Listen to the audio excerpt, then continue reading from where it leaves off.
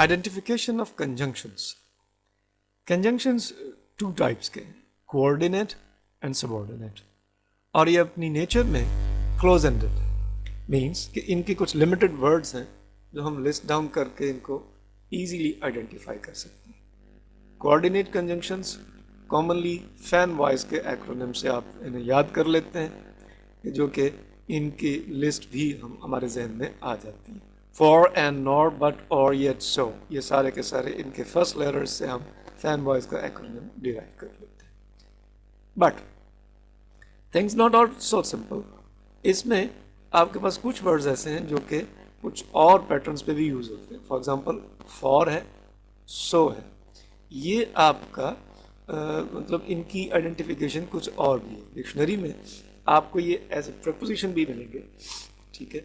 For को for example आप ले लीजिए कि ये अगर तो जनरल अपनी कनेक्टिविटी दे रहा है बीइंग कंजंक्शन, तो ये आपको कुछ फर्स्ट एग्जांपल जो हम इसकी ऑब्जर्व कर रहे हैं कुछ इस तरह से नज़र आएगा कि ये अपनी क्लॉज को कनेक्ट करेगा।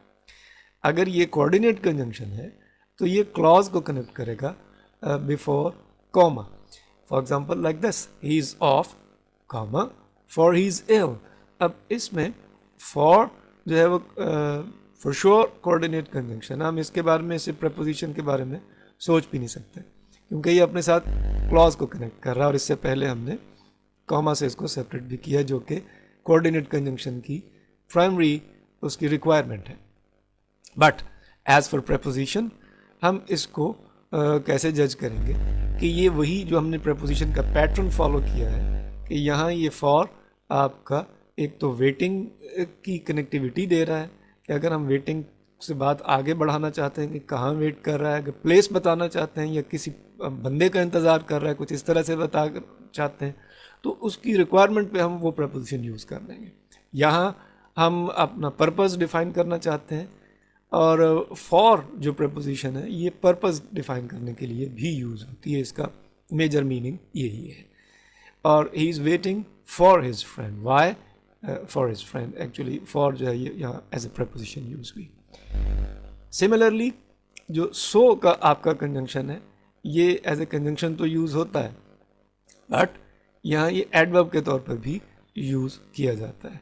और यहाँ इसमें इसके साथ जब हम एज ए एडवर्ब यूज़ करते हैं तो फिर हम इसमें इन्वर्जन का ख्याल ज़रूर रखते हैं।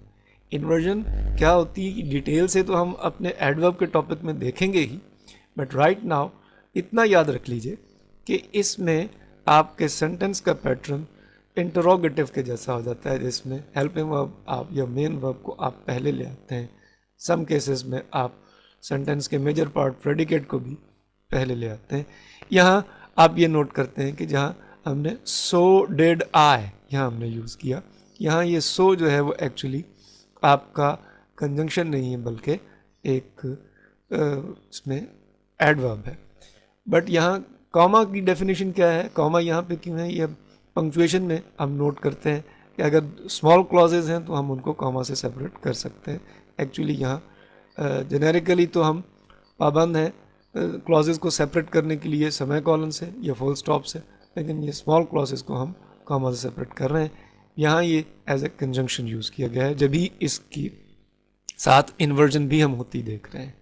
अगर हम इसको एज ए कंजंक्शन नोट करें तो फिर ये अपने बाद आगे एक्सप्लेनेशन देगा, अपनी रीज़न देगा कि सो ही वॉज लेट। सो इसमें इस तरह से हम बात कर सकते हैं, इस तरह से हम उसको उसकी आगे एक्सप्लेन करते हुए उसका रिजल्ट हम डिस्कस करते हैं।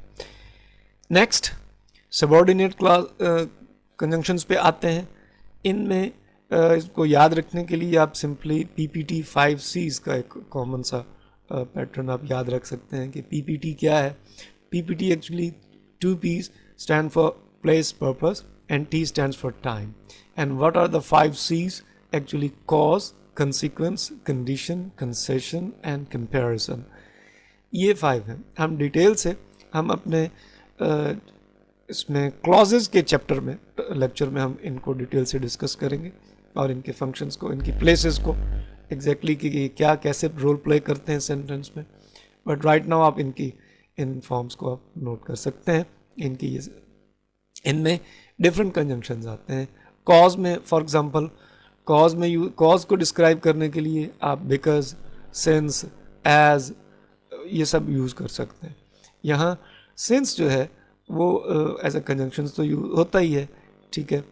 और जनरल जो हम इसके अगर कुछ नोट करें तो ऑल दो ही इज़ पुअर, ये हमने कंसेशन के लिए हमने इसकी एग्जांपल नोट की।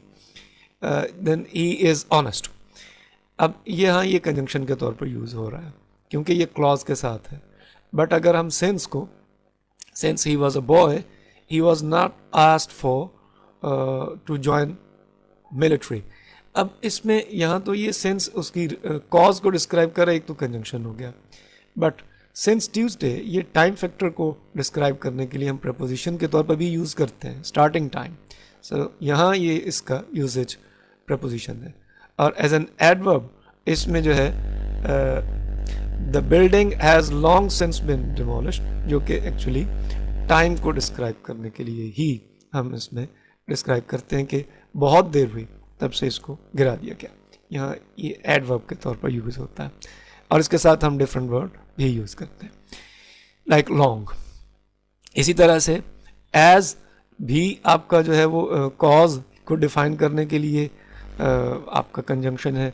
फॉर एग्जांपल आप कह देते हैं कि he could not come as he was ill, so इसमें एज जो है वो उसकी रीज़न या कॉज बता रहा है।